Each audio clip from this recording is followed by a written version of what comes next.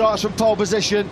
Just wonder whether Aleix Espargaro might have had some kind of late pre-race problem. It looks like he's got away. 23 degrees ambient temperature. They could not have picked better conditions to get endless here. Since 2014, Suzuki have never had a podium here before.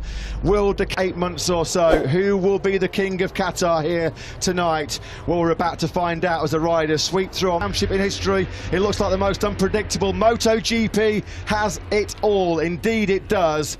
Who is going to be going for? Well, contenders everywhere we look. Tyre choice is crucial. It is very difficult to look past Marc Marquez despite that record that he has, and we will wait to see just how potent that Suzuki will be on this start-finish straight. We've bridged that gap. We're about to have all the answers. Get set, he's got his man Jorge Martin on pole position for the 5th time in MotoGP. We've been racing in the Premier Class since 1949. The green flag about to be waved at the back. It's lights out and lift off for MotoGP in 2022 in Qatar. Not a bad start for the poleman Jorge Martin, although it's the Hondas who lead. From Brad Binder, who's up into 3rd place. He's trying to go right around the outside of Marc Marquez. The two gained at least 4 places, and he's got both factory Ducatis and the poleman behind him. Pol Espargaro leading on a 15th place, as Lewis said. The two factory Ducatis just completely missed the start. Already getting aggressive, keeping his tyres in good order. Do not discount Joan Mir. Was that Martin trying to recover the lost ground he made off the start? It was a poor start from Martin. Ticket for the Repsol Honda team. Pol Espargaro leading as Fabio Quartararo makes progress. This is just the first lap that Quartararo needed, up to P7 from 11th on the grid. Yeah, already getting wheel spin on that medium. Might be easily picked off. The Yamaha's been about anything between 10 and 12k slower. Brilliant by the Quartararo. He's got underneath the Yamaha man in the final corner at turn 16. Leading from Marc Marquez. Is Marquez going to go through immediately? Up the inside of his teammate he goes. Pol Espargaro doesn't fight it too hard. Who would have expected Brad Binder? Pol Espargaro to take the lead back. Excellent first lap. Excellent start for Brad Binder. We've always said he's a Sunday man. Absolutely. He's ahead of Enea Bastianini, who is the leading Ducati on the road. Dropped 6 places to 19th. The Ducatis just did not get away. That's been a shocking start to 2020. Rear tyre on was Brad Binder now. That should pay dividends, you'd think, in the second half of the race. How much will Pol Espargaro mold? That's what so many people told us in the paddock so far this weekend. It's going to be all about the last 6 or 7 laps and who's conserved the tyres the best. Pol Espargaro looking good at the front of this race. Joan Mir, though, is a key. Joan Mir is able to hold the slipstream, and he's able to hold Enea Bastianini behind him, although Bastianini is the fastest rider on track. Well, Bagnaia and Miller need a 1:54.953. That's the best lap of the Grand Prix we've seen so far. Fair play to the Italian. It's the first few laps of the race to make his way through the pack. He's got all the Ducatis behind him. He's got Alex Rins just closing in. Rins is one of those who are expected to make progress through this race. Something on Sunday. He had a bit of a sprinkling of the old Valentino Rossi magic, didn't he? He's coming under pressure here, though, from Joan Mir. Can't show his front wheel to Mir. There is Aleix Espargaro then, still in 6th place. Head of Fabio Quartararo. Are able to run this pace. He said yesterday after qualifying that was as good as he had. That was as much pace as he had to qualify 11th on the grid. And at the moment he's finding this pace a little bit. 10th place on this lap. Here comes the Suzuki.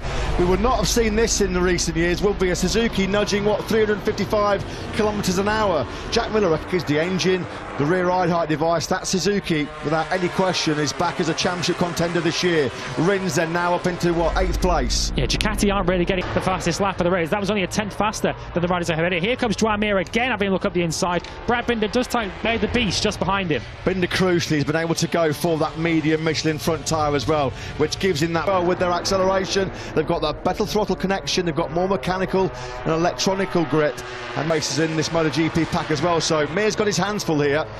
Yeah, a bit of a queue now for him behind Pol Espargaro. Marc Marquez did show a wheel, of course, early on in the race. Involved at the front. We'll have to wait and see. Fabio Quartararo still starting to get a little bit detached. He's got Pecco Bagnaia closing in on him. Ducati. Espargaro's not getting away here. He's not trying to get away as well. So he's just managing this pace. He's very, very wary, very conscious about her in 3rd place. Mir 4th. There's not been too much overtaking in this lead group. They all seem pretty happy to hold station right now and just let the tyre. Expect him to come good in the end of the race. A little bit wide there for Joan Mir as he comes under pressure from Enea Bastianini. But yeah, we're in a bit of a holding pattern. Good start at all. He's down outside the points in 16th.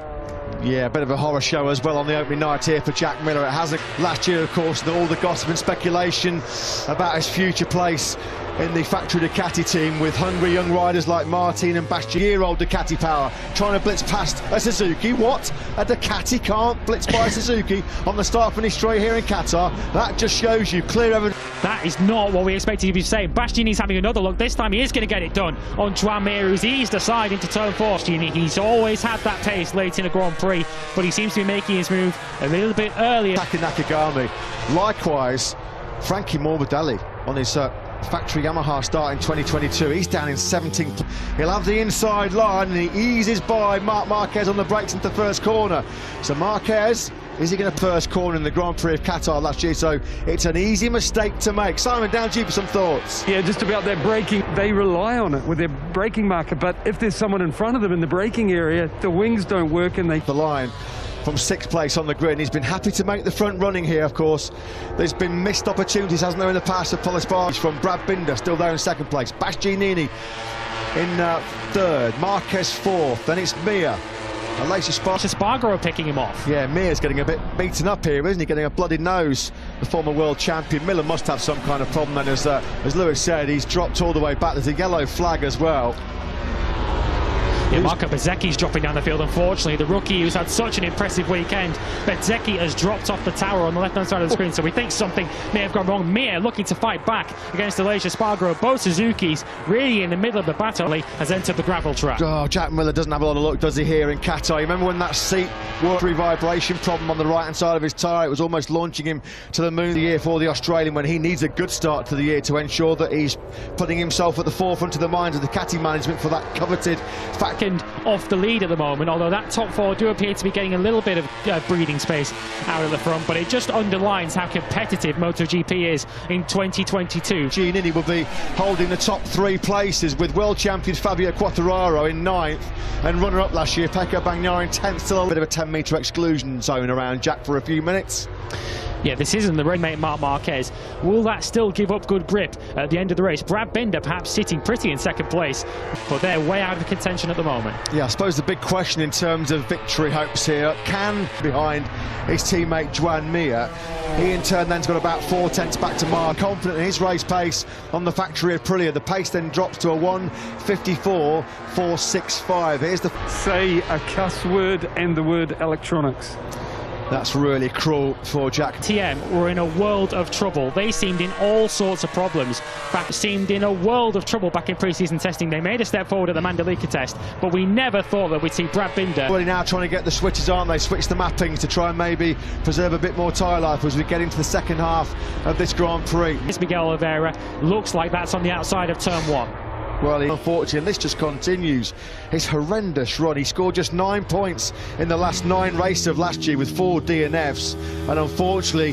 Whether Marc Marquez is just sitting pretty in 4th place, he seemed to want to talk his chances down over the course of the weekend of challenging for the win and for the podium. It's pretty clear at this... Of course, the boss of the Grazzini team, the widow of the late former 125cc world champion Fausto Grazzini, fantastically carrying on.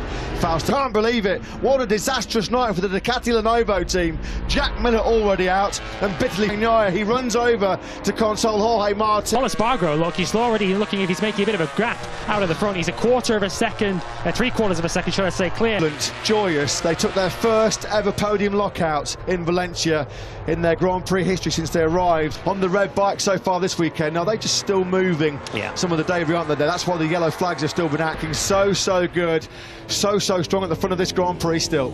Let's quickly get a tech observation from Simon. Switch it down to lower power to do the race till... Yeah, thanks for that, Simon. You just wonder now whether Bastianini, Marquez and Aleix Espargaro have got to find a way through on Brad last year, but Bastianini sweeps on through.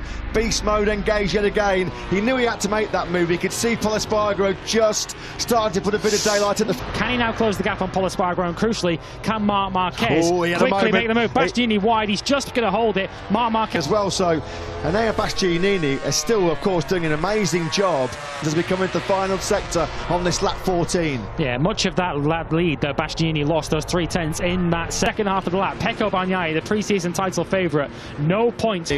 This was Fausto Grazzini's dream. He'd put all the foundations in place to bring back his own team. Yeah, we know what happened, but I think Jorge was rather lucky. He might be sore tomorrow, but... He'll be in the podium places at 2/3 distance in this Grand Prix is quite exceptional. You rode on board a moment ago with the world champion Fabio Quartararo. That gap now under a second. Fabio Quartararo at the moment. History. This is 136 MotoGP start. He's never had a single win. I think Pol Espargaro had it in him. They didn't think he had this resolve. They didn't think he had this speed. But here he is, putting up a... Now, it is 0.8 of a second. So Bastianini is starting to close in. But another rider with good late race pace. Espargaro, there's nothing wrong with the top speed of that factory Aprilia as well. Can we see the Espargaro brothers soon to be fighting together for the podium?